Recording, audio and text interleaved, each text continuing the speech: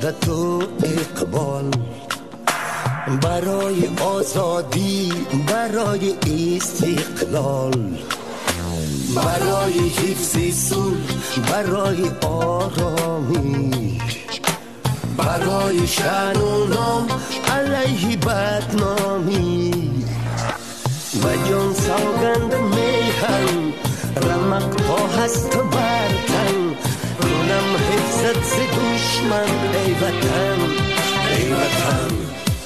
بیاری شعر و مهر، سعادت و